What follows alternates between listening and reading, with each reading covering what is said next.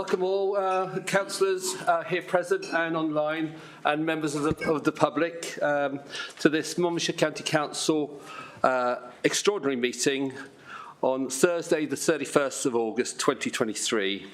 I'd like to thank all councillors for coming along and to join us today to discuss the call-in of Section 106 funding for Caldicot. I'd like to remind councillors that cameras must remain on at all times, and start the meeting by inviting the Chair of the People's Scrutiny. Oh, sorry, I do apologise. Check for any apologies for absence. No. So we've got Councillor Garrick, have we? I am here, Chair. However, I would like to declare an interest. My little boy is a pupil at one of the schools involved, and I would therefore need to excuse myself from the meeting. Thank you. Councillor Easton. Yes, I've got a personal non-prejudiced interest as a governor at Dewstow, which was part and parcel of this consultation process. Thank you. Okay.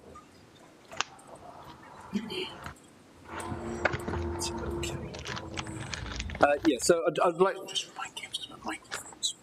Yeah. Can I remind councillors to leave their microphones off while they're talking? So I'd like to begin the meeting by inviting the Chair of the People's Scrutiny Committee, Councillor Crook, to give the reasons for this call-in. Councillor Crook. Thank you, Chair.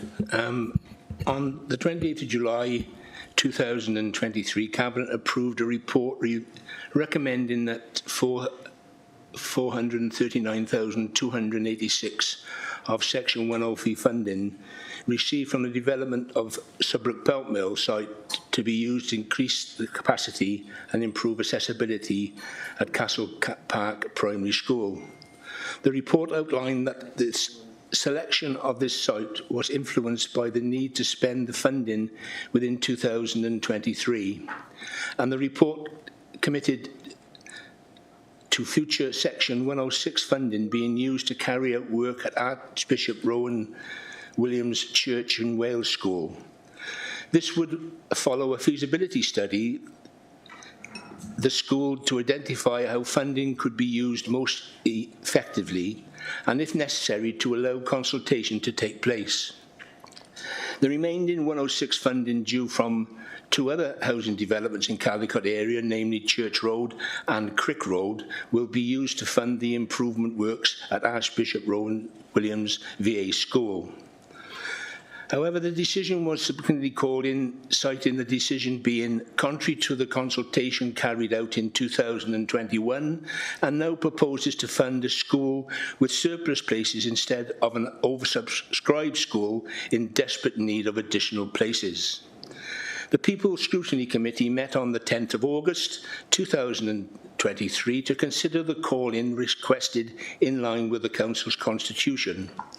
The key points raised by the committee are included in the agenda but are summarised as follows. The committee queried whether Section 106 monies has to be spent in the local area, with the Deputy Monitoring Officer confirmed that schools with the cluster could benefit, and the Cabinet decision is legally within the 106 agreement. The committee also reviewed the number of places in each school, with Castle Park Primary having 190 pupils with a capacity of 210, and Archbishop Rowan School having 206 pupils with a capacity of 210. Committee members were split on the decision, with some understanding the need for monies to go to Archbishop Rowan School and other support in the immediate benefit for the Castle Park, providing Archbishop Rowan School receive future monies as promised. Officers advised that the decision was a matter of timing and ensured monies could be spent within the timescale. After being put to the vote, the People's Scrutiny Committee narrowly agreed to refer the decision for full council consideration, and and is the reason why we have all been invited to attend this meeting today. For information, 4 members agreed to accept the Cabinet decision and 5 members agreed to refer the decision to full council, citing the reason as being unfair to Archbishop Rowan School and the community of Portskewett. I trust you find that satisfactory. Thank you, Councillor Crook. I'd now like to invite Councillor Grocott to give a little background into the report that was given to the Cabinet in July as a member for education. Councillor Grocott. Thank you, Chair, and good afternoon, colleagues. I'll stand for this, as I reckon for once in my life I'm probably the star attraction today. I've got a lot of information to give you this afternoon, so I'm going to speak very quickly. And in the immortal words of Michel of the Resistance in Allo Allo, listen carefully, I will say this only once. I want to take this opportunity to set out very clearly for you the rationale behind the decision the Cabinet made on the 26th of July to invest the £439,000 in Castle Park, and why we are delaying the investment in Archbishop Rowan Williams, and that would be the right thing to do. The decision is predicated on 5 key facts. The first, the allocation of funding is fair and proportionate. It is between the 2 schools nearest to the Sudbrook development, from which the Section 106 funding was agreed. Indeed, both of the schools are specifically cited in the legal agreement drawn up in November 2016 that we are discussing today. The investment in Castle Park is timely and will maximise the benefits for learners. The money is already in the coffers and work could have started already. It will address the accessibility issues in the school, thereby promoting fairness and equity among all our learners. The third element is that the monies need to be spent in a time-limited way. It is a case of use it or lose it, and the amount of money currently involved, 439,000, is only enough to cover one simple scheme at Castle Park. The costs associated with the plans at Archbishop Rowan Williams are significantly greater, and if a smaller sum was allocated to that school now, it would not have the desired impact. The fourth issue is that the 2021 review proposed expenditure on a scheme at Dewster, to which my colleague has already referred. Geographically, that school is further away from the Sudbrook development than Castle Park, with a smaller, and the council at that point was proposing a smaller amount be spent on Archbishop Rowan Williams School. The scheme, as we have amended it, will actually see far more money being allocated to support the expansion of ARW. In the Cabinet decision, we are choosing to invest more money in ARW, and the remaining balance will be invested closer to the development. Let me emphasise that under the current proposal, the funding goes to the 2 schools nearest the Sudbrook development. This was not the case in the original proposals. And finally, the 5th element is that there has been open dialogue between officers in my department and the head and chair of governors at Archbishop Rowan Williams. Let me emphasise this point. They support the Cabinet proposals. The plans for the school's development will take longer and require a broader consideration, such as needing to apply for planning permission. If we let this go now, we risk losing the money that we have currently got to spend on improving places for the cluster of schools in Caldicot.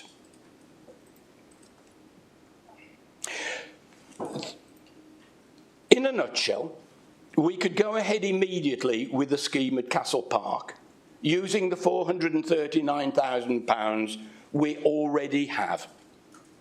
There are 2 other developments in the area that will bring in a further £1.1 million, which the Cabinet proposes should go in its entirety to Archbishop Rowan Williams, a sum greater than that allocated in the original scheme proposed back in 2021.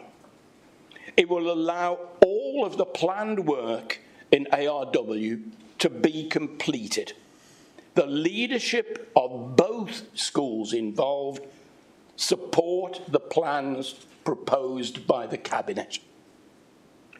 Let me set out in more detail the rationale.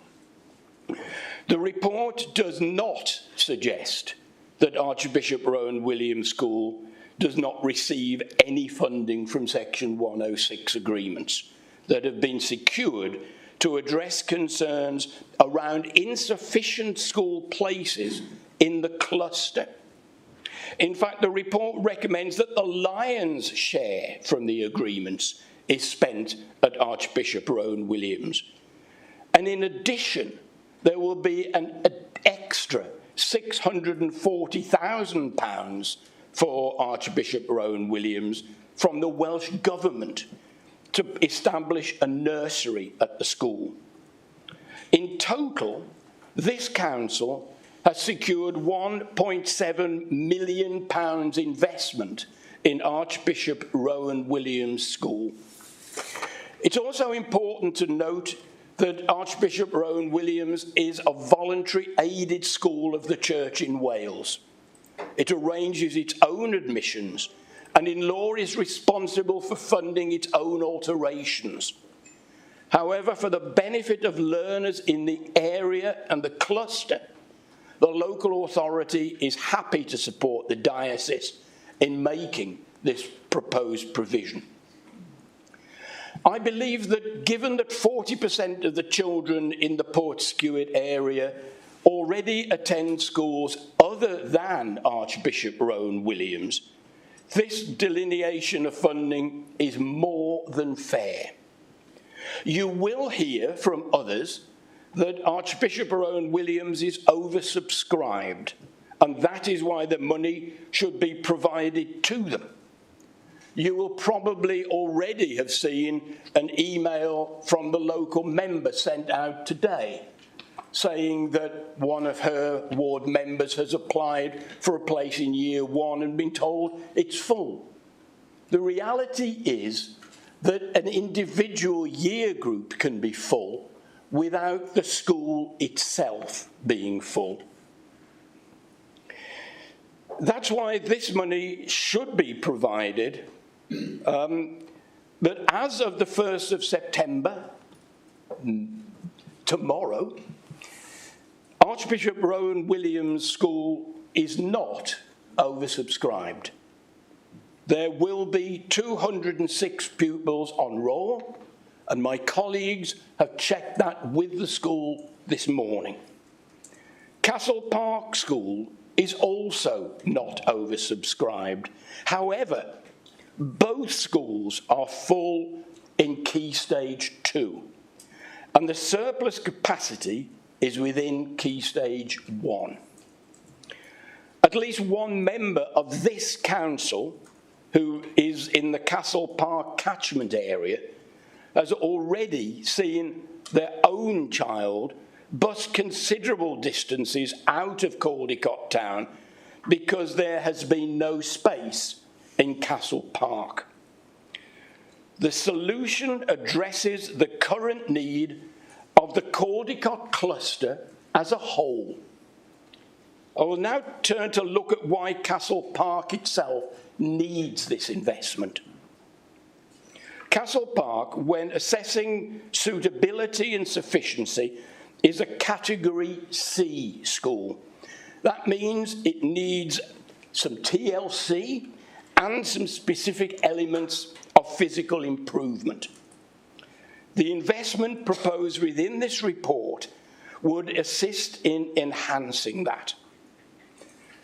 The other schools that were originally looked at, Dewstow and Archbishop Rowan Williams, fall into categories A and B. Their physical needs are not as great as those of Castle Park. Secondly, the overall shortage of places throughout the cluster are at Key Stage 2, and there is already a waiting list at Castle Park School. Thirdly, to bring back into use and refurbish existing classrooms, along with improving accessibility at Castle Park, is much more cost-effective to address the cluster need of Caldicot primary education. If additional places were created at any other school within Caldicot, then pupils who are refused admission to Archbishop Rowan Williams will have even further to travel to school. Due to the receipt of the funding being dependent on when housing developers build and sell their houses, utilising the funding the council has currently received, that from the Sudbrook paper mill, it is a quick and cost-effective way to address the shortage of places within the cluster. Castle Park was named in the Section 106 agreement as being a beneficiary of some of this funding alongside Archbishop Rowan Williams. Section 106 agreements come with time limits. The work that is required in Castle Park can be completed in its entirety within those timescales. Councillor Kuroko, do you have much more to deliver on that? I'm looking at my time now. I've informed that. I'm sorry, Chair. I thought you'd said that I could have longer to put the case. I did understand that, but I'm told by my officers that that's not the case. I do apologise for that. I suspect, Chair, that your decision would overrule that of an officer. Okay, thank you. Yeah, I will use my discretion and I'll let you carry on. Thank you very much. I think these are important points that do need to be made. Thank you, Councillor Kuroko. Thank you very much indeed for your indulgence. Thanks.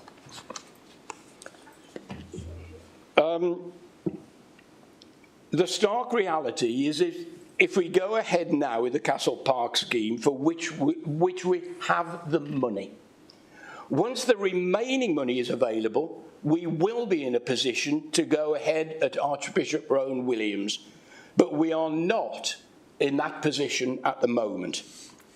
Overall, the bulk of the funding and the bulk of the expansion, when all work is finished, will have gone to Archbishop Rowan Williams.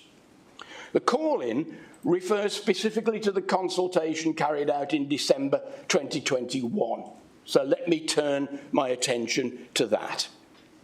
The previous Cabinet agreed to seek agreement to undertake a statutory consultation to obtain views on increasing the number of primary places in Caldicot town.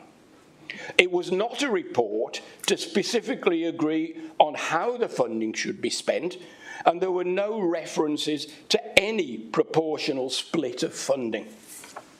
The report outlined that proposals are largely formed through the concerns that the provision of school places in Caldicot town are not sufficient to support the increase in school places.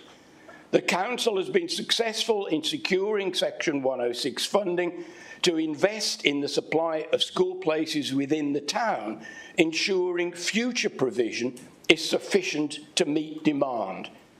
Makes no mention of any specific school.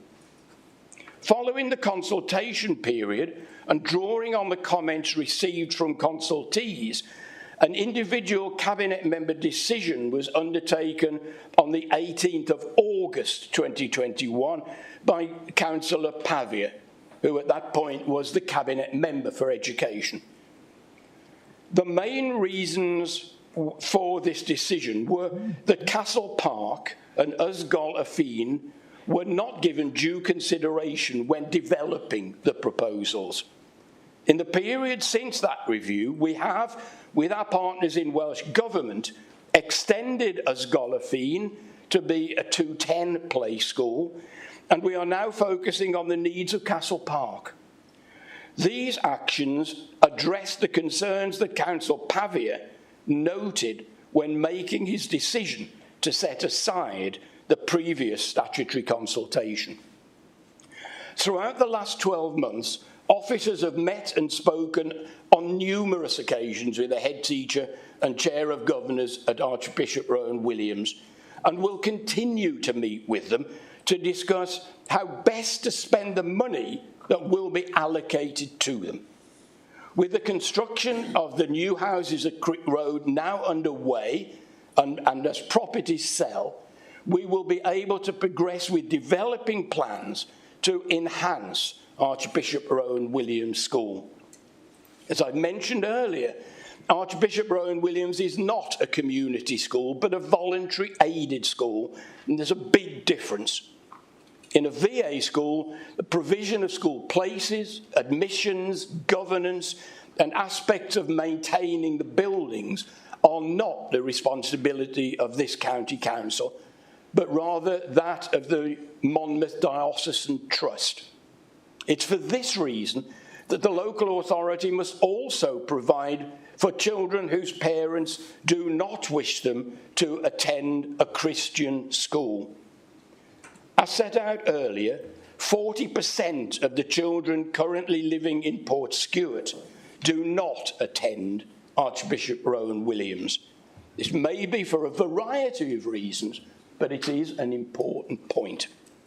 It's also important to note that Section 106 agreement is a legal document. For the reasons mentioned above, does not refer solely to Archbishop Rowan Williams as being the sole recipient of Section 106 funding. Considering the 40% of pupils living in the area not attending Rowan Williams, or those whom the governing body have refused admission, it would be remiss of this local authority not to make provision for those children.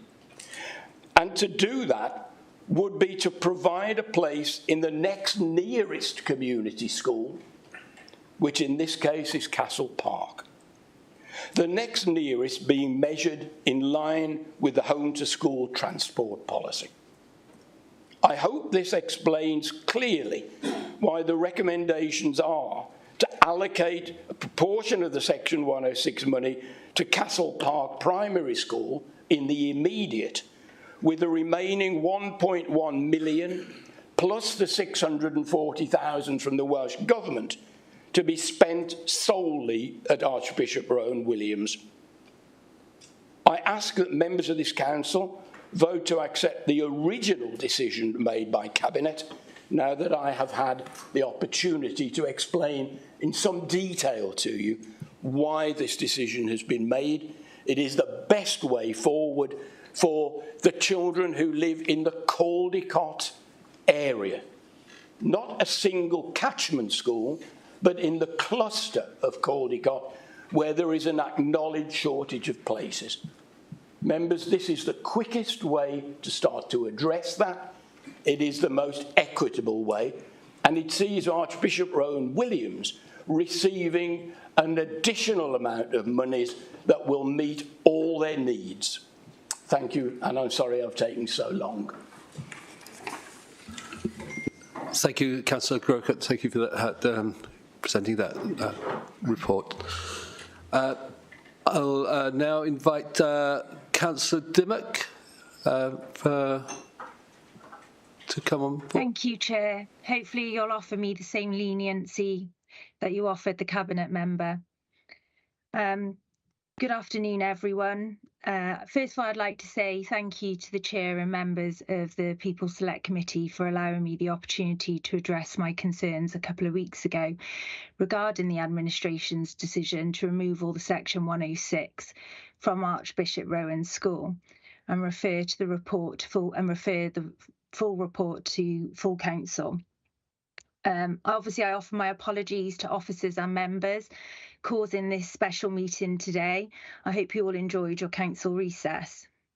I just want to start by saying, I just want to make it very clear, I do not dispute the proportion of funds going towards Castle Park.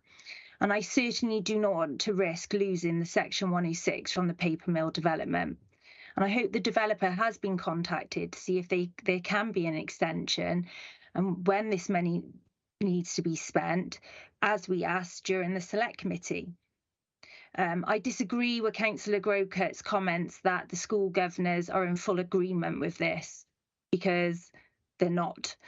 During the call-in at People's Scrutiny, it was explained to members that Section 106 agreement is a legal agreement that secures additional infrastructure required to support planning permission for development.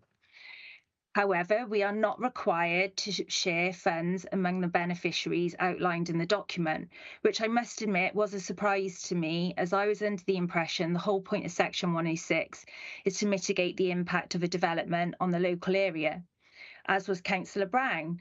She was a councillor before in another area, and the Section 106 was overspent in that local ward. And during my time as a councillor in Undy, that's exactly what happened with the Section 106 from the Rockfield Farm development. And we have seen the wonderful impact in the Mager and Undy area as a result of the Section 106 contributions under the previous administration. So I think it's safe to say that it's best practice to spend the money on the local area that has been impacted by the development, but clearly not under this administration, it seems. And also, if you want to refer to documents, Councillor Grocut, back on the 21st of July, the councillor shared information with all members that was just over a month ago. Its title was Primary Catchment Maps, and it contained a document named Surplus Places. And I urge members to have a quick look now if they can. ARW is oversubscribed for 2023, and the only school that was it was the only school oversubscribed in the Sevenside area. And potentially things have changed in the last 6 weeks. However, I have received more accurate information only yesterday, and it is the email that I shared with all the members earlier on at 1 o'clock. It was an email from ARW after a resident of mine asked for their child to be accepted for Year 1. And the response was, "Good morning, I have checked our pupil numbers and unfortunately we are still at full capacity in our September 2023 Year 1 class. And I wish to offer my apologies for any disappointment caused and added your name and an expression of interest if and when the place becomes available. I will of course be in contact." Councillor Grocut, you also stated during the Select meeting how it is unacceptable to put children from Caldecott on school transport and move those children out of the local community away from their friends to go to school. But you find this perfectly acceptable to do this for Portskewett residents, which is why I agree with the impact assessment. This decision will have a huge impact on my village and people wishing to attend the local primary school, and the socio-economic duty, which focuses on children living in Castlewood. But you have only focused on the children living in Castlewood, but you do not undertake the same duty for the children wanting to attend ARW. And these are even residents who have faith. They want to attend a church school. I do have to raise, and lastly, I will raise this.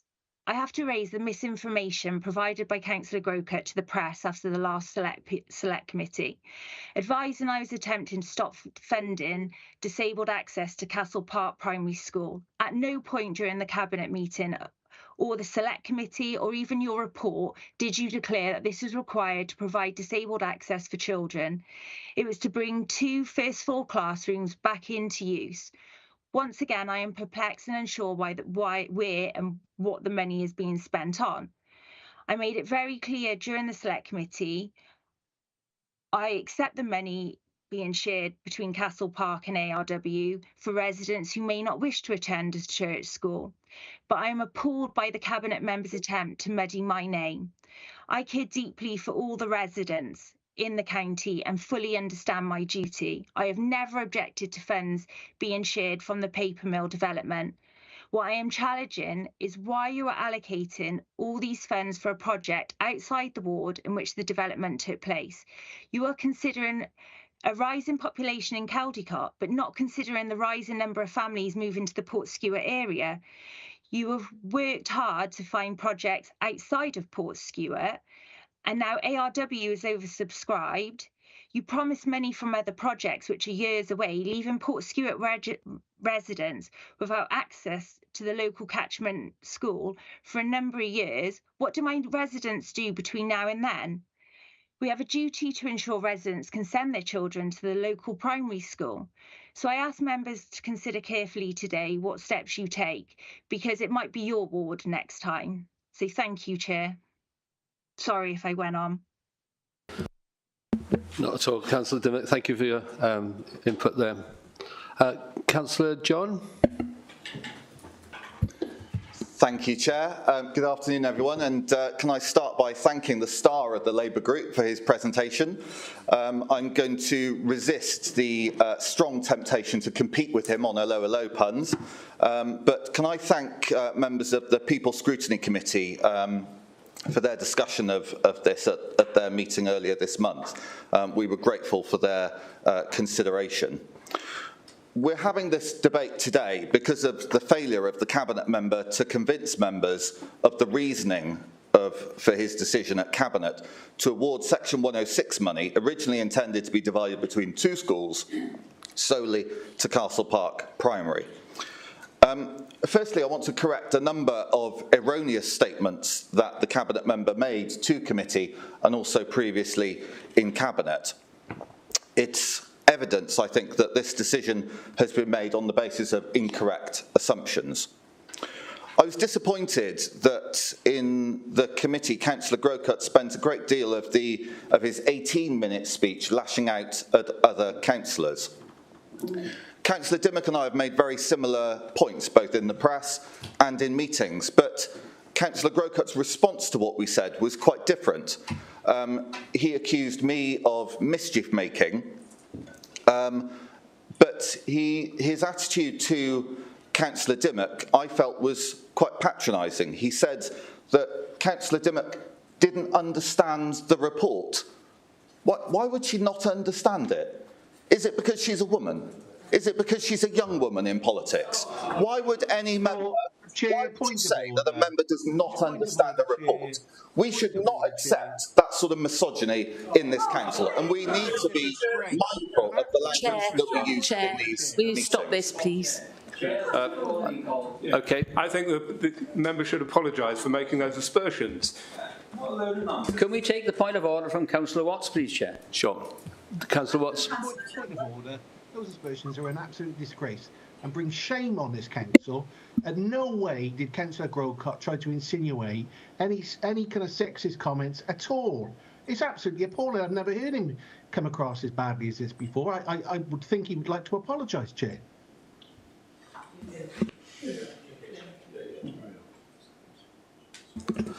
Councillor John, would you like to apologise for that statement? It is not acceptable to say that members of this council do not understand reports. I thought that was extremely... Apology, it is not That's acceptable not to suggest that's misogyny. Can we have an apology, Chair? Can we take a vote on an apology from Councillor John?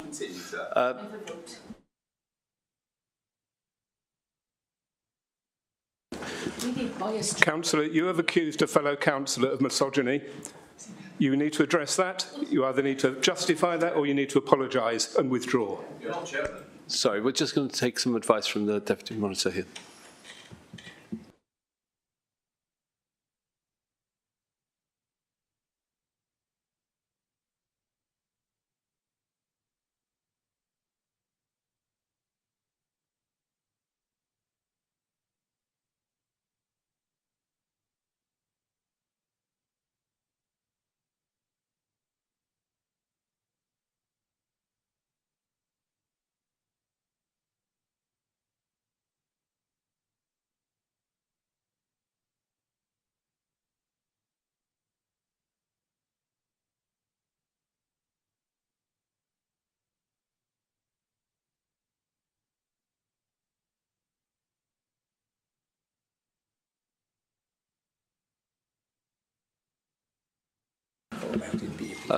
Okay, just for clarification, that's not a point of order.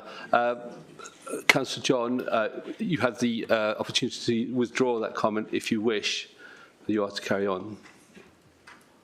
Okay, I'm not withdrawing any remarks, Chair. I don't.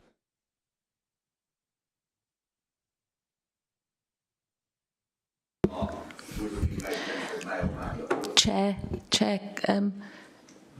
to mention misogyny is actually a sexist thing to do, because none of the rest of us even were thinking of that. So it's a sexist thing and a misogynistic thing to even think of mentioning it.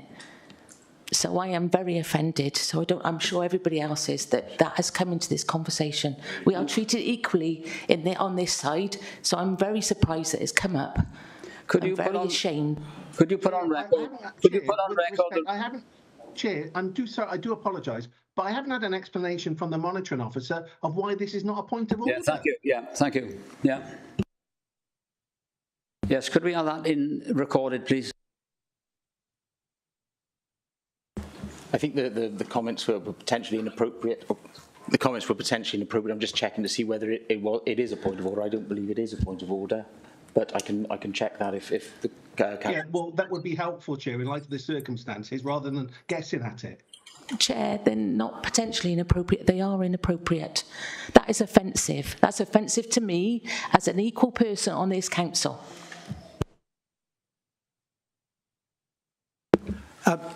Members, for those watching at home, Matthew Gatehouse, Chief Officer, People Policy and Performance, or People Performance and Partnerships, I should say. Apologies, a relatively new job title. The Chief Executive isn't with us this afternoon in the chamber, but is watching this meeting online. And so with the Chair's permission, just invite an opportunity for a verbal input from the Chief Executive to offer some Where is the Chief Executive on screen?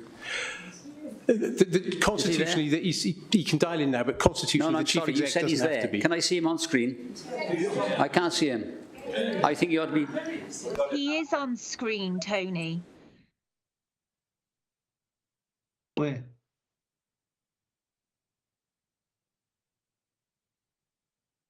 Councillor Reason, I'm happy to send you a photograph as well. I'm right, got you now. I'm obviously on some of your screens, but not others. In terms of the conversation, the advice I would offer the Chair, if I was sat next to him, would be this. An assertion has been made. It's really up to Councillor John whether he chooses to withdraw it or not. If he chooses not to, then as members, you have a framework which you can enact beyond this meeting, which, if you deem appropriate to call Councillor John to account, you can do so. You know what that framework is. It's called your Code of Conduct. But if Councillor John decides not to withdraw his comment at this point in time, he should still be allowed to proceed with the remainder of his input. Okay, so you have a framework for sanction if you think it's appropriate. It's entirely a matter for Councillor John about whether he chooses to withdraw his remark.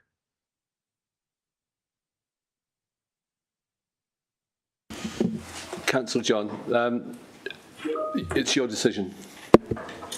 Okay, in the interest of progressing the debate, I withdraw the remark and I'd like to continue with my contribution, please. Thank you, Councillor John.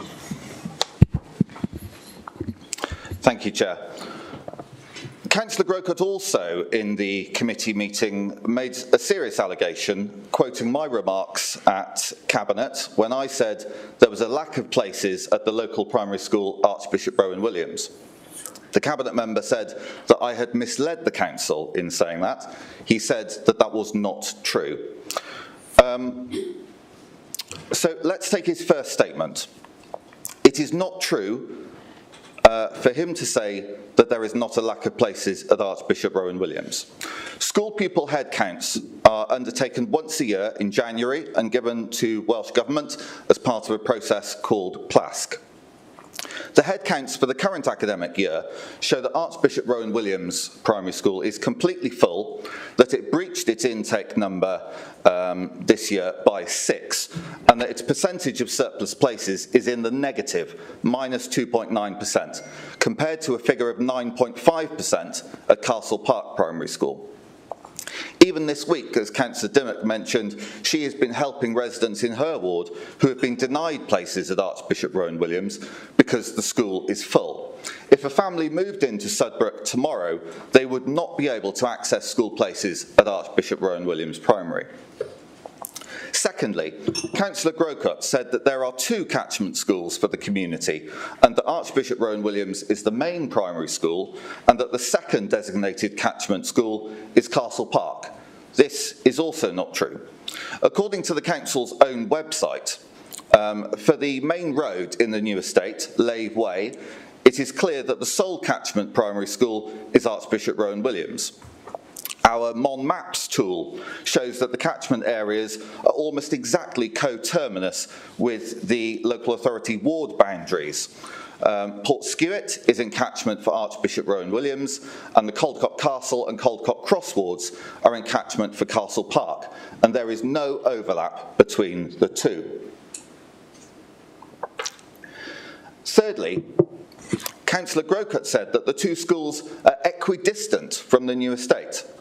This is not correct. Again, according to the Council's own website, number 1, Lave Way, is 938 metres from Archbishop Rowan Williams Primary, clearly within walking distance. It states that the next closest school is Durand Primary at 2 kilometres. Castle Park is the 3rd nearest school, and we were told in committee that that's 2.1 miles away. That's 3.4 kilometres. So clearly not within walking distance for young children. And as it's over 1.5 miles, would incur unnecessary school transport costs for the authority at a time when this administration is trying to make school transport cutbacks. I thought this administration was supposed to be in favour of active travel and reducing emissions. The Cabinet member said in committee that he wants local children to be able to go to their local school in their local community. Clearly, that is not the case, because through his actions, he is denying the opportunity for children in Portskewett and Sudbrook to attend their local school. This decision denies those families the choice of a church school education. Fourthly, Councillor Grocott said there is no immediate need for school places in Archbishop Rowan Williams because there are predicted to be 4 spaces in the school from September. But he gave no comparative figure for Castle Park, and he repeated that again today. There might be 4 spaces in the school, but clearly these are not in the year groups where they are required. I was also disappointed by the exclusive interview he gave following the committee meeting, in which he said the money was for a lift for disabled children, implying that these were Tories putting this money at risk. There was no mention of a lift in any of the reports that appeared before Council, or in any of his statements to Council, and the resulting article implied that by calling this in, we had delayed the work and that disabled children would suffer as a result. This is clearly untrue.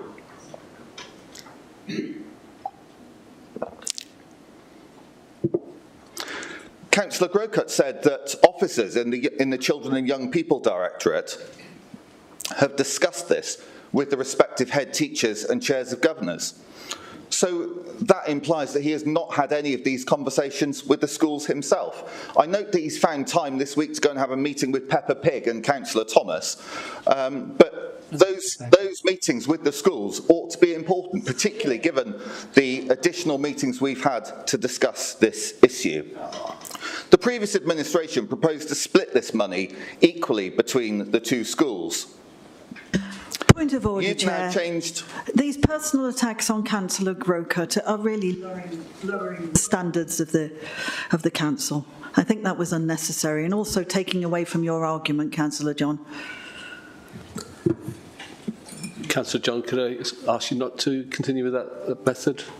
I have line by line addressed where Councillor Grocott said things in committee a few weeks ago that were simply not true. Nothing to do with ward work, though, is it? Come on. Or Peppa Pig, Chair. It's an insult to Peppa Pig. It's 5 minutes, must be up. Sorry, Councillor, can I ask you to work through the chair and not speak out, please? Councillor John, if I ask you to continue, please. I am conscious you have much more. You've gone over your allocation already. Well, to be fair, I haven't been talking for all of my allocation. I do appreciate an amended allowance for that. Thanks, Councillor John. Thank you, Chair. You have changed these plans to give 100% of the money to a school, which is neither the catchment nor nearest school. It's not even the second nearest. Taking money from a school that is oversubscribed to give it to one with nearly 10% surplus places, according to your own figures.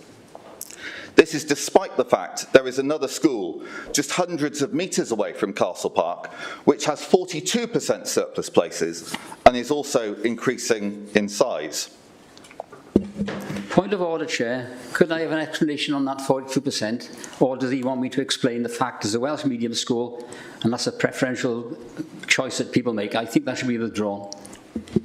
That's not a point of order, Councillor. Well, what is a point of order? The point of order is an explanation from Councillor Johnson why he's using the Welsh medium school as a point of order against the argument we're making. The Welsh medium school is a specialist school in the Welsh language, and it doesn't take all pupils. The school is empty to a degree, but should not be taken in the context of this argument.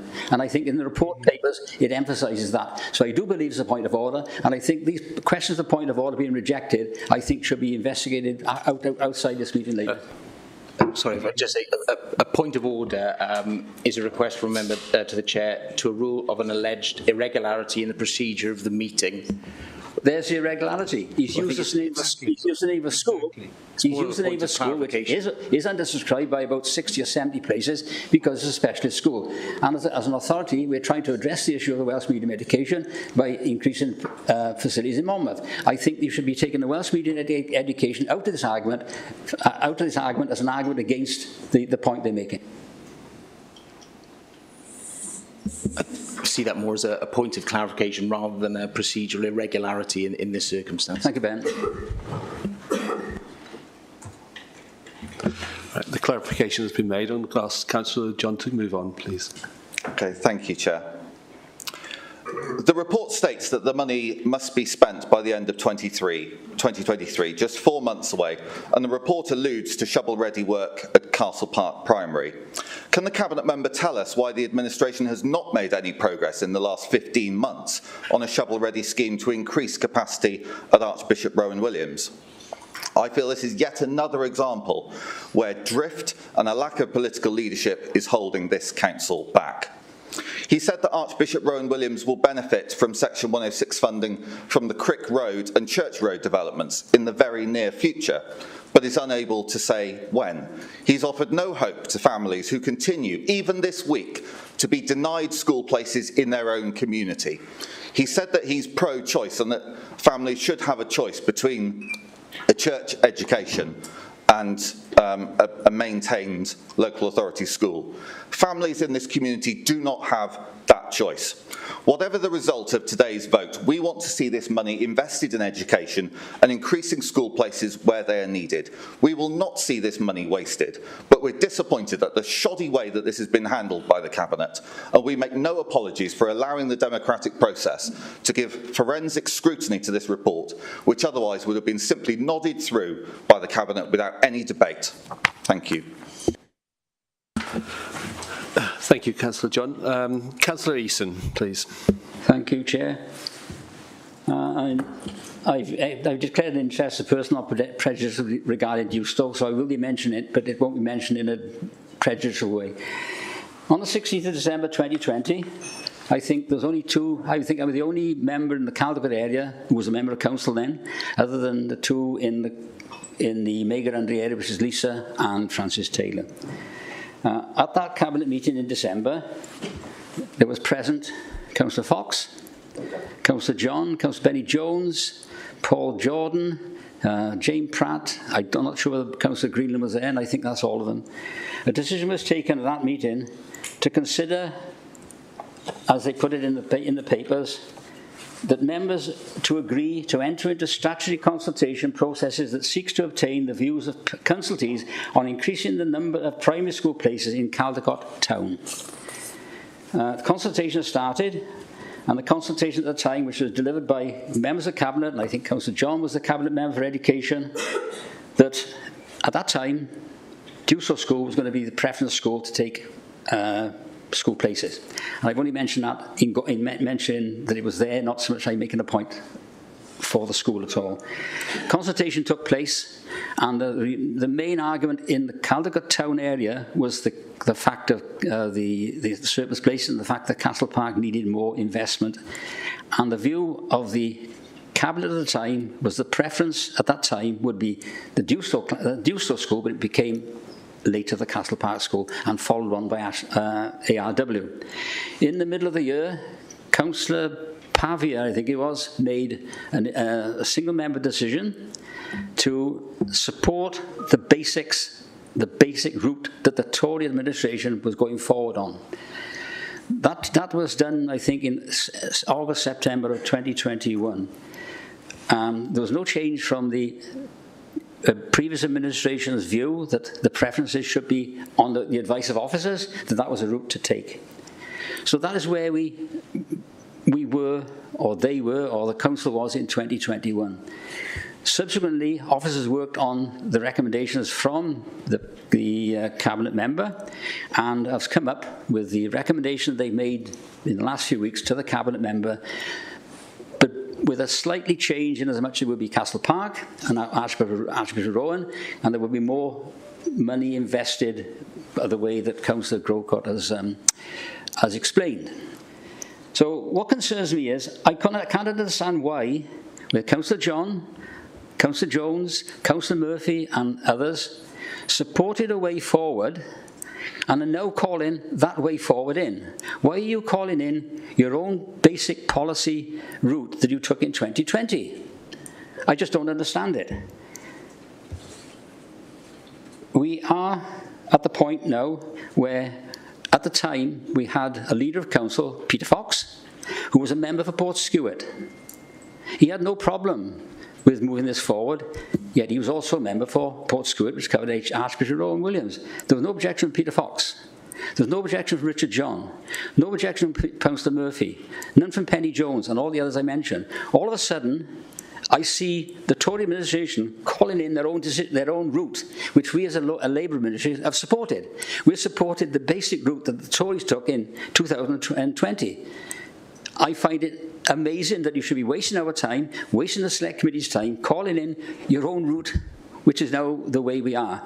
I appreciate we got concerns about surplus places in parts of the town. We've also got a situation where, as I said, I did mention use, but I'm not making it a prejudicial way, is that children can't go there now.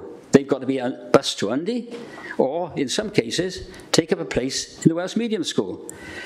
So I just cannot get through my head why, when we've got a route that you've taken forward as a Tory administration with the full support of your leader, the full support of the leader who was member of Portskewett, who had no objection whatsoever of the route we are taking, and actually propounded that in meetings we had over the period of time.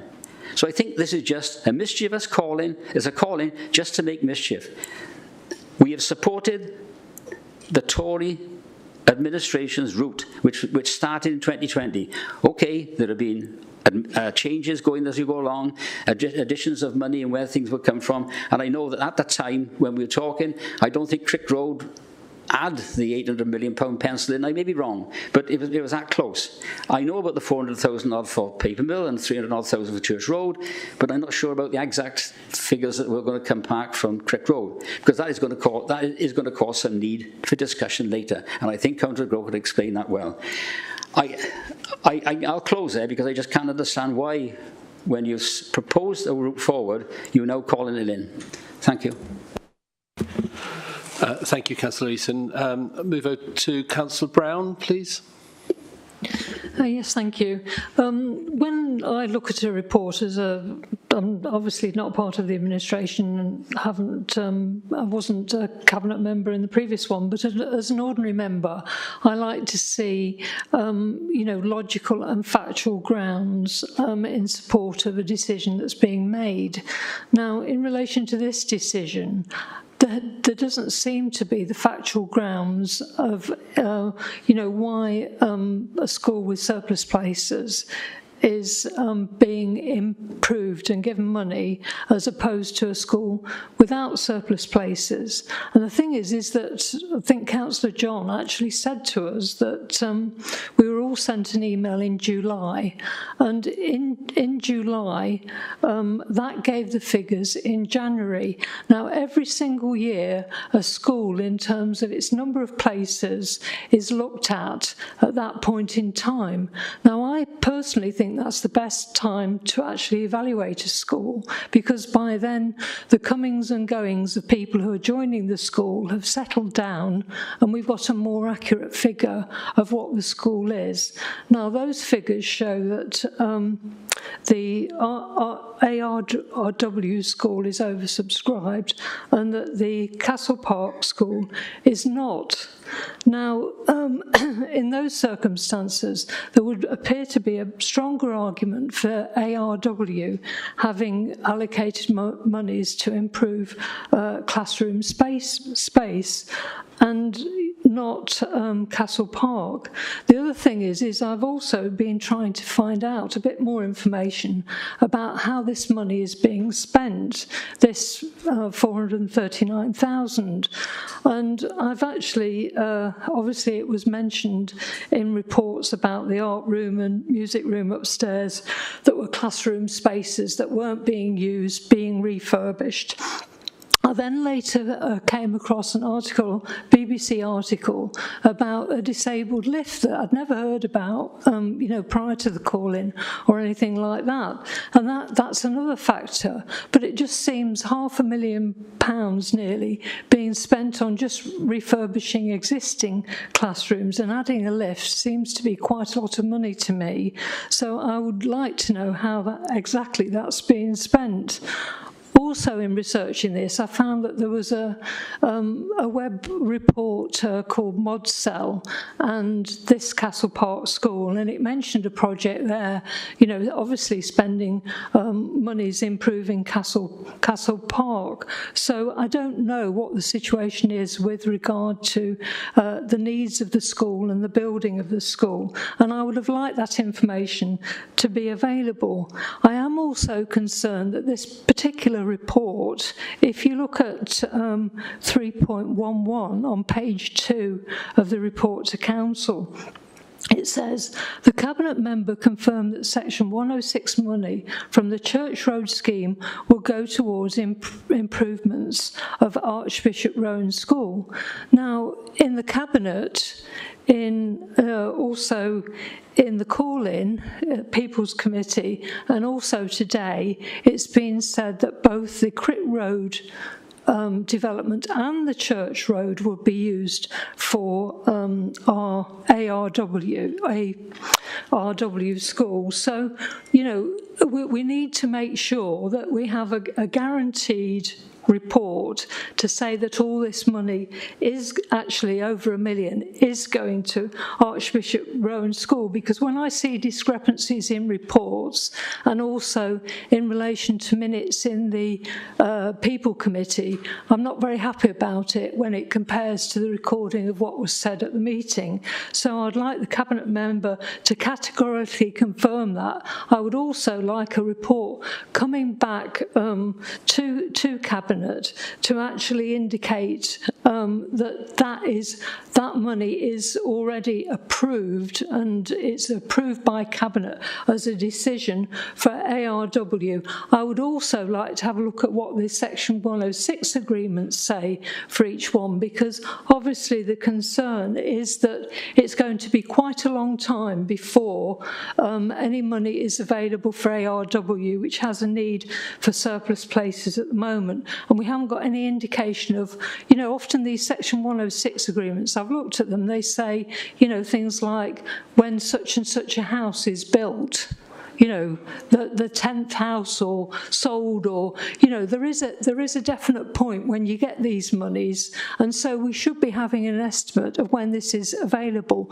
Also, I'd like to see a report at Cabinet actually saying what efforts they're making to make the projects shovel-ready at ARW, so that we aren't in this position where we're concerned about not losing the money, and so that we don't have any choice over where money goes. And I think that also needs to be looked at. So I think we need to have the full facts when we're presented with reports. Also, in terms of the facts, the email in July indicated that there was a surplus of places in the whole of Caldicot at the moment, and yet that hasn't actually been taken into account. If you have a look at the table, that's what it says. So the argument about needing places in Caldicot at the moment isn't particularly valid. Thank you. Chair, could I offer a direct answer to some of the points?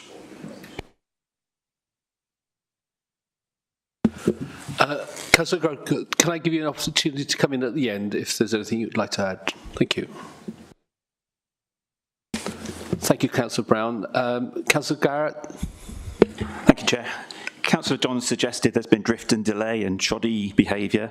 I hoped he could have explained in his speech why the money wasn't spent when it was in his gift and power to do so. The Section 106 agreement dates from November 2016, and anyone can read it. I've got a copy. I can email it to anyone straight away by PDF. So why we're now sitting here 7 years later discussing this when the money could have been spent a lot sooner? For example, on the 3rd of April 2019, money was spent, £50,000 was allocated for Section 106 funding for facilities in, by Cabinet, it was the local facilities. £50,000 was discussed there. We had the meeting on the 16th of December 2020. Again, there was a proposal to kind of discuss consultation, but then why has there been so much drift and delay since then? We haven't, why was the decision not made? Council taxpayers, parents, teachers, pupils will be perplexed why this previous administration did not allocate and spend the money when it had the opportunity to do so. We wouldn't be talking about surplus places and full school roles if it had been spent when it could have been spent. The agreement of November 2016 talks about ARW and Castle Park. There's appeared to be various proposals since then. I've not been able to find all of those on the intranet. We've got the council election was held in May 2022. There was plenty of time for the previous administration to have spent the money, and we haven't heard any reason why they failed to do so. Okay. In my own ward, for example, we've had very little Section 106 money, but when I discovered that play park equipment hadn't been installed in Kingswood Gate by a parent who was concerned her children would be too old to use it, I emailed the outgoing cabinet member, and very quickly the equipment was started to be installed in Kingswood Gate before the election. So there's an example here of the council, the previous administration, failing to spend and allocate money that it had in its possession and power when it had the opportunity to do so. And I'd like to hear an answer from one of the Conservative members why they didn't spend the money and why we're sitting here today discussing something that could have been decided a long time ago. Thank you. Thank you, Councillor Garrett. Councillor Chandler? Yeah, thank you, Chair. I'm a little bit disappointed, I think, by this debate and why we're here. And I'm really not sure what Councillors John and Councillor Dimmock are trying to achieve through this process. The question comes, are there interventions really to support residents in Caldicot, or are they actually political grandstanding? And I suppose in trying to answer that question, I'm thinking, well, when I particularly look at Councillor John's earlier remarks, when both the personal insults he gave towards the cabinet member concerned, and also his failure to address the points raised by the cabinet member in his opening speech, would suggest it is the latter rather than the former. Because at the end of the day, what we're looking at here is money that we have that we will lose if we don't spend this year. We have a simple proposition that it can be used within the cluster area in order to improve facilities that could be done now at Castle Park, and actually the course of action that we're proposing will result in more money and more improvements being made to ARW School in the future. which I'd have thought is a solution, a win-win solution that all residents in Caldicot and Portskurt Ward in particular would be happy with. But no, we seem to be delaying this, delaying the opportunity to spend the money, delaying the opportunity to make a decision, bringing people back to an extraordinary meeting of council. It doesn't seem to be in the interest of residents. And I'd also just like to address some of a couple of the points that were made specifically in some of this debate. We talked about oversubscribed at Archbishop Rowan Williams School, yes, but also pupils are, as I understand it, being refused admission to Castle Park School as well at the moment. So it's not an either-or situation. It's not as if one school is empty and one school is oversubscribed. We have a problem of places in the cluster which we are addressing and which you seem to be actually trying to undermine us addressing that problem. So there is, again, I can't see how you claim to be speaking on behalf of residents.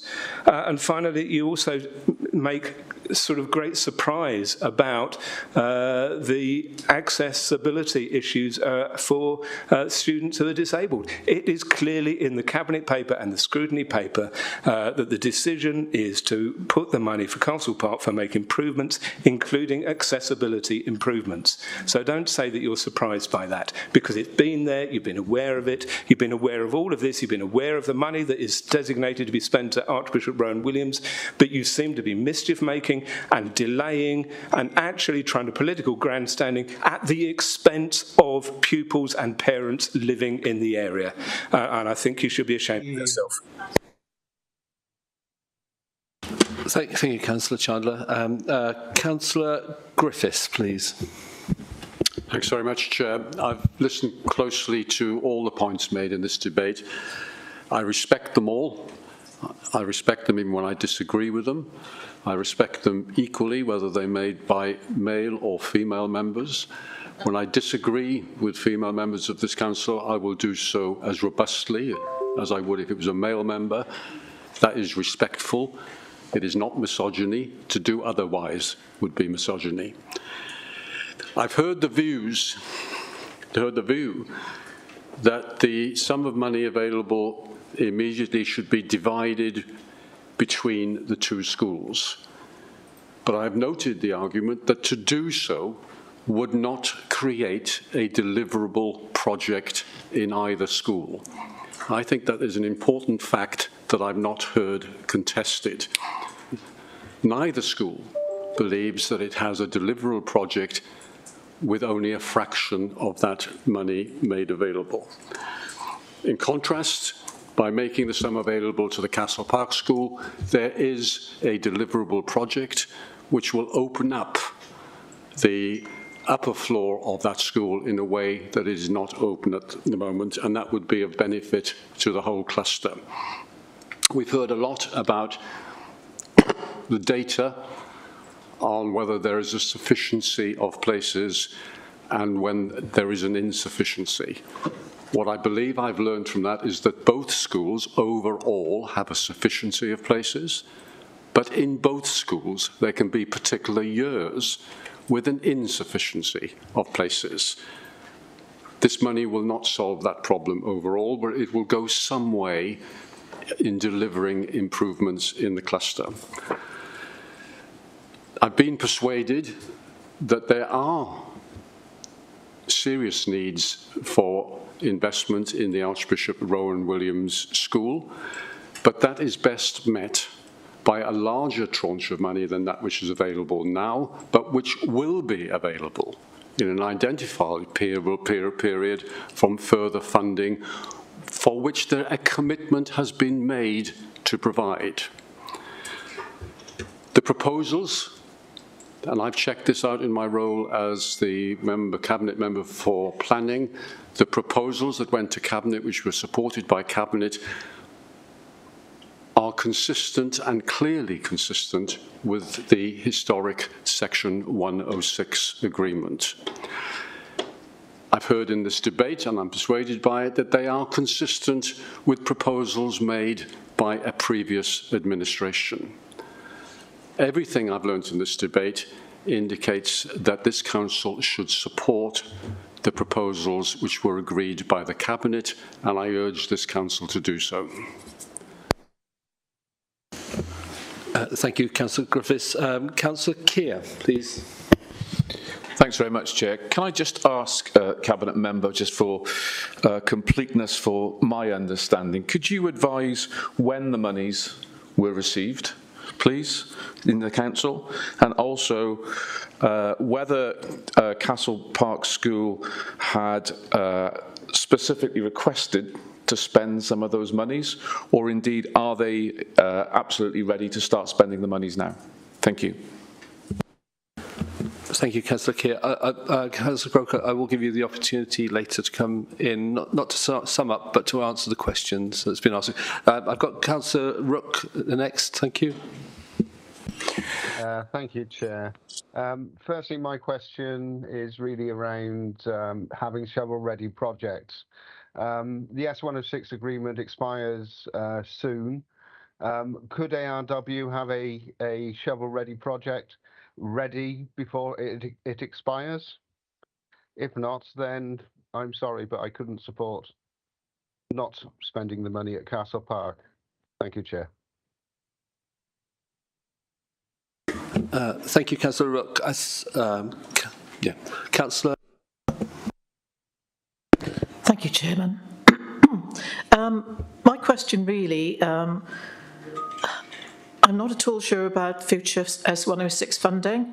I know there are further developments going through, but will S106 funding be available for schools in the future, or will that funding be used to fund affordable housing within the schemes? I genuinely don't know the answer to that question. If somebody could put me right, I'd be a little happier. Thank you. Thank you, Councillor Butler. I see there are no more people wishing to. Councillor Howes. Chairman, I must apologise. I'm not online at the moment, only by a Wi-Fi signal. I know we come here and we have our differences, but today's been a very different occasion for us, I believe. I haven't seen over my years what's been going on in this chamber today and the backwards and forwards that we've had with issues that people have said, etc. We do say things and perhaps sometimes we shouldn't say them, but we'll move on, and we're 46 members representing the council and the residents of Monmouthshire. What I've seen today is a lot of misinformation again, and I found that in the call-in as well, and I'm really disappointed at that. And I think the Cabinet member there, Councillor Chandler, made a statement about accessibility in the report. Wow, that's got a large remit, accessibility. Is that access from a gate, or is access... That wasn't disable access in the report, or putting a lift in. I think accessibility means. That's what it means. Excuse me, can I speak, Chair? Accessibility can be a large remit. When I read and I see an email stating about putting a lift into a school to get to a floor, etc., that is totally different.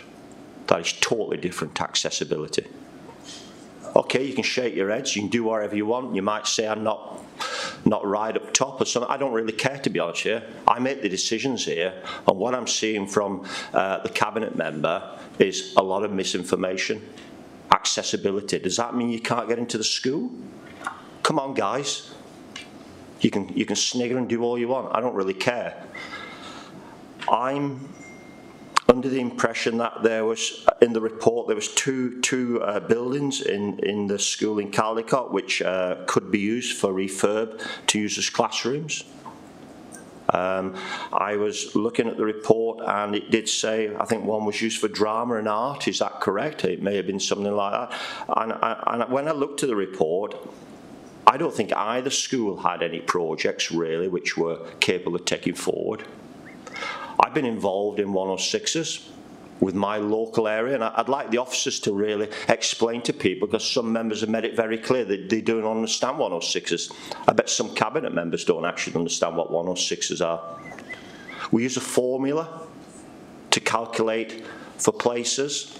which then would be used for a calculation for the developers for a 106. And it's very difficult, really, if we don't use that formula, to prove that places are required for families when they move into the area.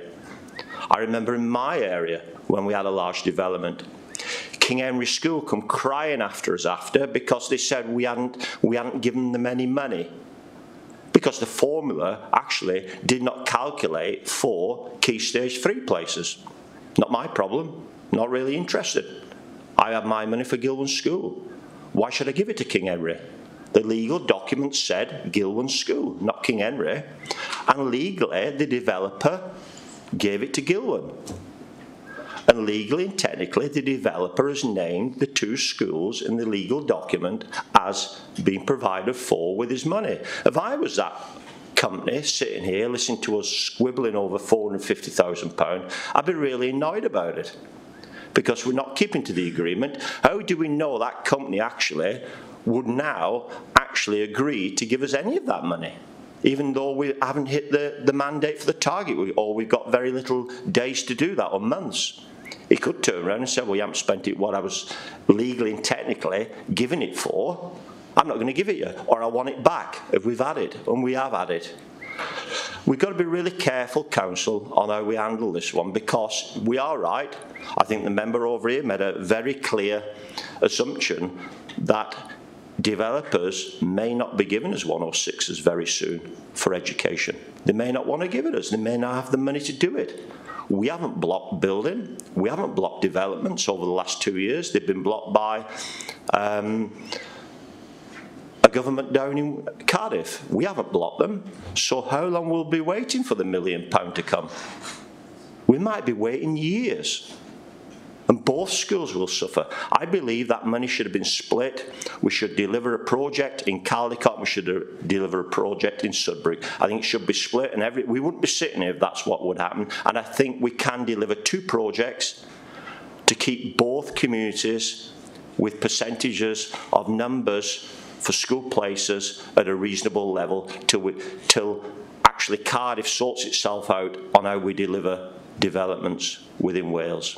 Unless we have the reason behind taking developments in Wales forward, we may not see many projects delivered within Monmouthshire for many years. Thank you, Chairman. Thank you, Councillor Howarth. Councillor Bond, please. Thank you, Chair. I would like to ask a few questions, or at least get some confirmations, please. My understanding is that if we delay this any longer, then the money will be lost. Please, can that be confirmed? If we don't get and deliver the only project that has been identified that can be completed before the end of this year, and that is in Castle Park. And insofar as the accessibility issue, well, broad statement that it is, in this case and in the report and everywhere else, Castle Park has not been using the upstairs classrooms for many years because of lack of accessibility to pupils who have physical ability issues. It's no other area of issue than that. It's the physical access up the stairs to the classrooms. The other question is, please can you please can we check that, as Councillor Griffiths said, although that both schools are undersubscribed in total, there are just specific year groups that have got issues, and this amount of money will not solve any of those year issues in Archbishop Rowan.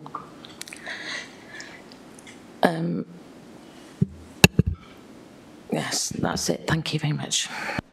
Thanks. Thank you, Councillor Bond. Councillor Buckler, please.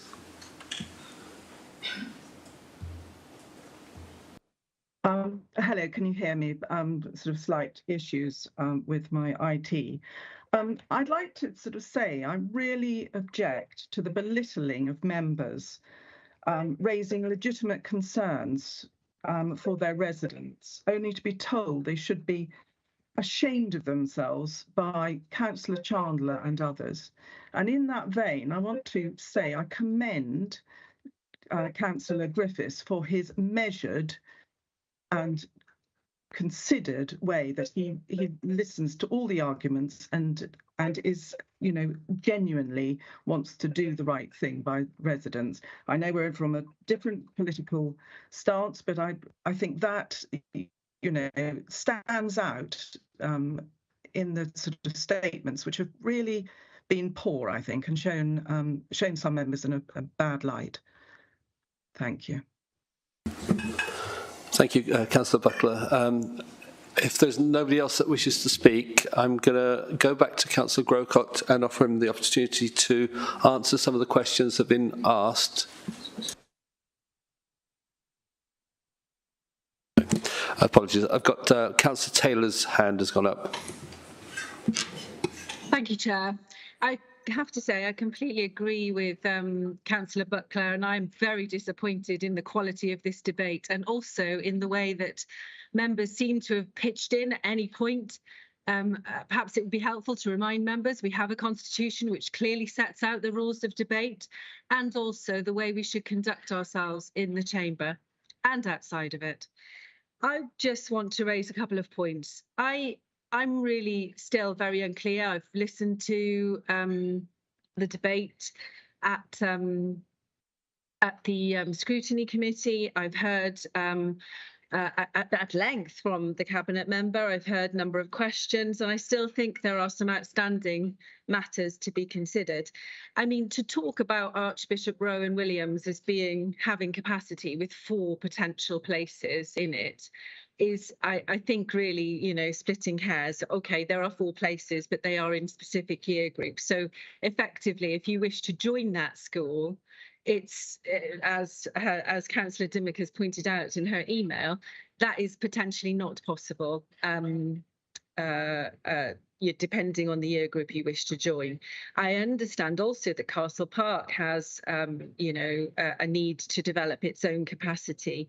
But it does seem that there is perhaps a lack of thought as to what could be delivered. I mean, my own experience of Archbishop Rowan Williams is that it has been, you know, again, not to split hairs, pretty much at capacity for many, many, many years. So, you know, there is perhaps an argument about what we could have done to support that previously, because these developments in Portskewett, and, you know, let's not forget what this council is proposing, you know, in the you know, for Portskewett in the longer term, because it is Portskewett. One appreciates that we work in clusters now, but that doesn't help you if you are in a local community and you wish your child to go into the local school. I also accept the point that not everybody perhaps wishes to attend a Church in Wales school. However, for the cabinet member to describe Archbishop Rowan Williams as not being a community school, I think is potentially quite misleading. To suggest that Church in Wales schools are not based in their communities or are different in nature from those you know, sort of, you know, council schools, if you like. I think you know, that there may have been a big difference many years ago, but having been a governor of a Church in Wales school and indeed sent my child to one, I have to say I'm not sure that those differences exist in the way that it was described at present. And whilst, you know, our responsibilities as council may be slightly different, in reality those are very much shared with the diocese these days. So I'm not sure that's helpful. I too am not clear about why there isn't that there aren't some deliverable things that could be delivered for the benefit of both schools and for parents who wish to send their children to either one of those schools and currently can't, depending on the year group they wish to enter.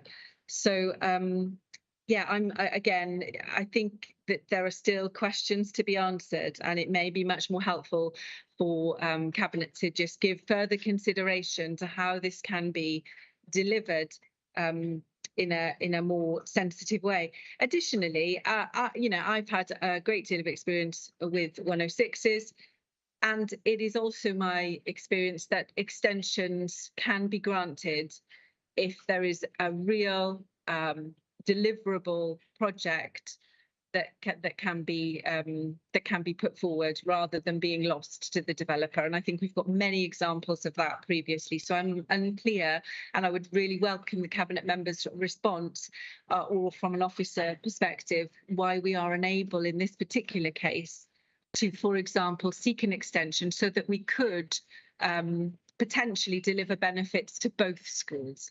Thank you, Chair. Thank you, Councillor Taylor. Councillor, I see. Oh, sorry. Councillor Bryn, I've just seen your name come up. Thank you. Yeah, thank you. I just had one little question, really. As a voluntary aided school, would it be possible for the school itself to match fund the money that we're giving them in order to be able to have a project that they could work with? Thank you. Thank you, Councillor Bryn. Okay, I'll invite any more speakers. Okay, I'm now going to go to Councillor Grocott to offer you an opportunity to answer some of those questions, not to sum up, because that's a single issue. I will offer you the opportunity to invite the Chief Officer to give his input if there's any technical questions as well. Thank you. Thank you. I think I might ask the Chief Officer at the end if there's anything he'd like to add, because certainly I think many of the comments that have been made have unfortunately been rather more in the political arena than the educational arena this afternoon. And I think it's sad that some of the key messages I tried to get across I appear to have failed. And perhaps the first of those key messages is that we are not talking about individual catchment areas in our thinking. We are thinking about the Caldicot cluster. We have 2 schools where children are being refused admission at the moment because there is insufficient places. But the need is for Caldicot as a community. I made the point that I know of children who are already being bussed out of the community because of the lack of places. We have a clear plan here that would address that. If we don't go ahead now, that puts that plan in jeopardy. Let me emphasise again, because it's something else that I have obviously failed to get across.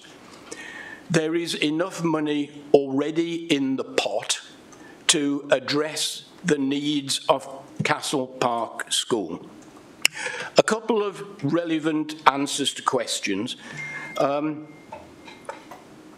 Accessibility.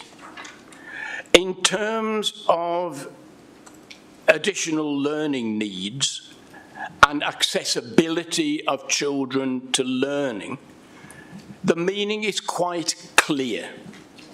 It refers to the Disability Discrimination Act 2010 and says that it falls as a duty on the education provision in this authority to be as accessible to all children as it can be. That's the 2 classrooms on the first floor of Castle Park.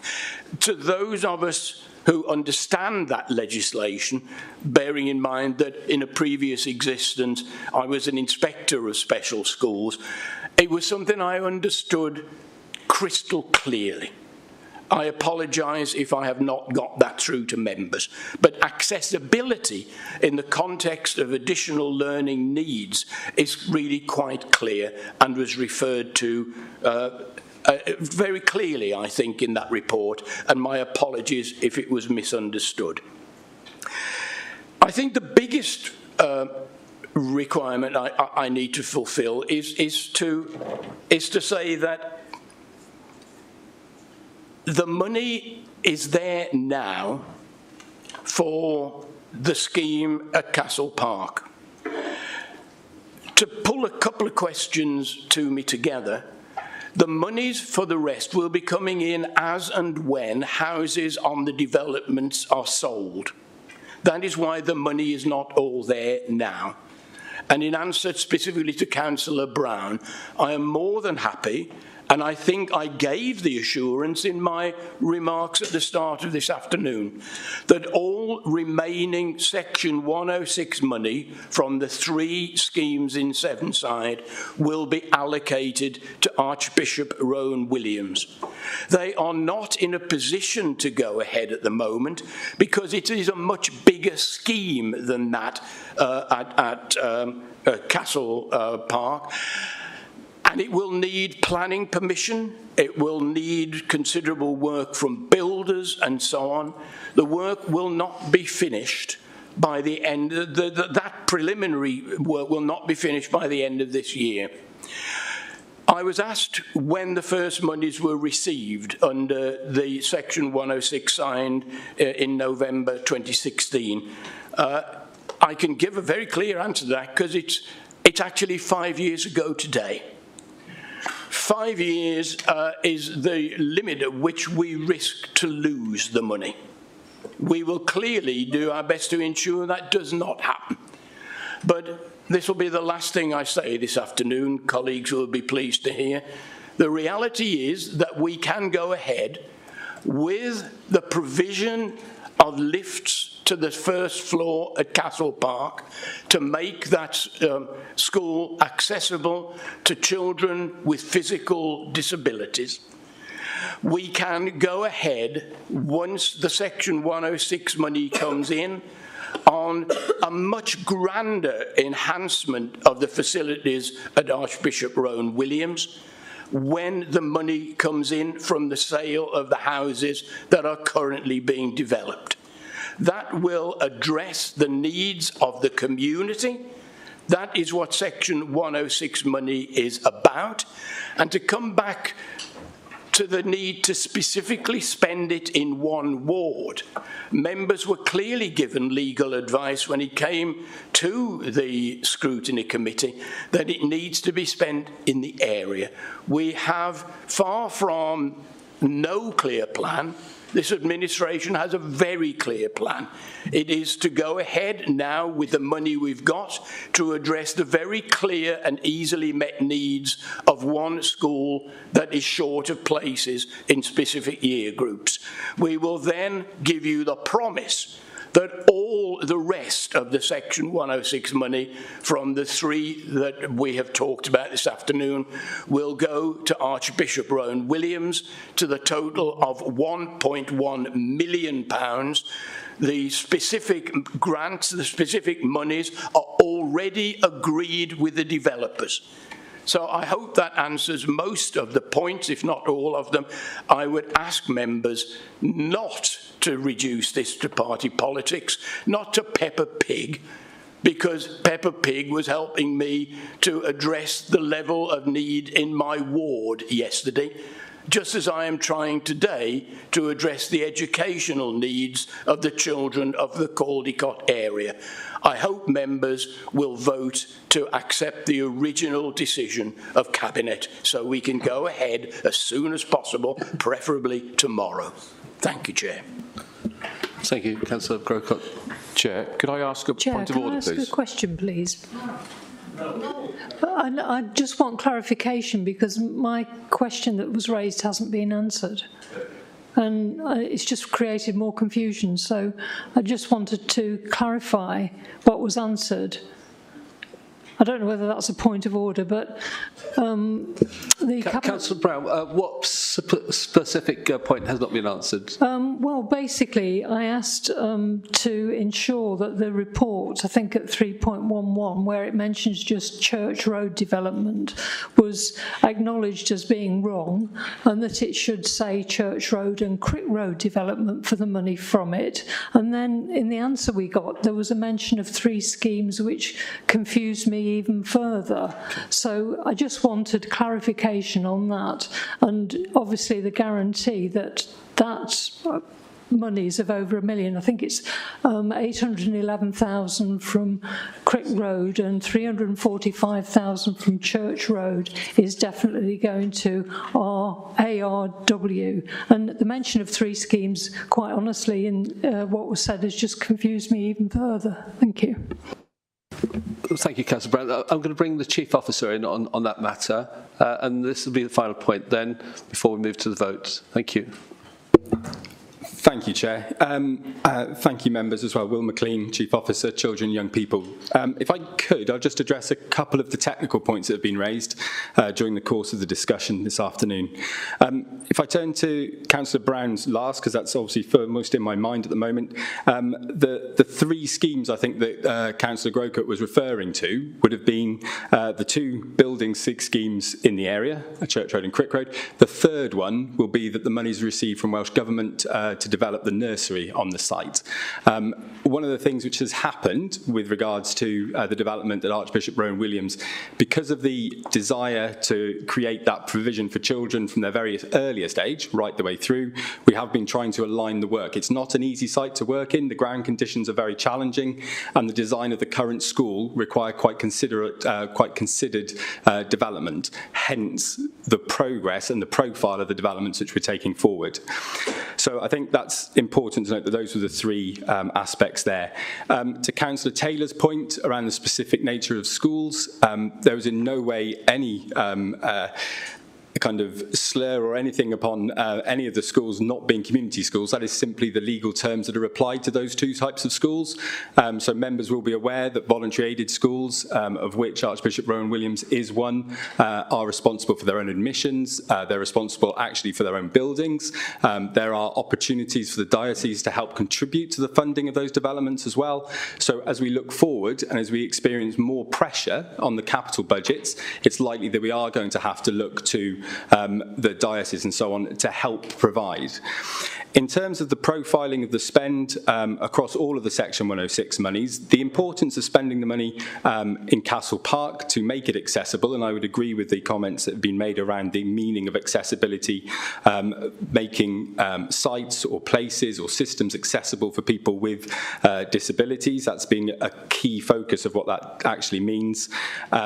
Being first, because the sum of money, if we were to either split it now or fund it entirely to ARW at the moment, would not be sufficient to make a material difference to the provision we were able to offer in that school.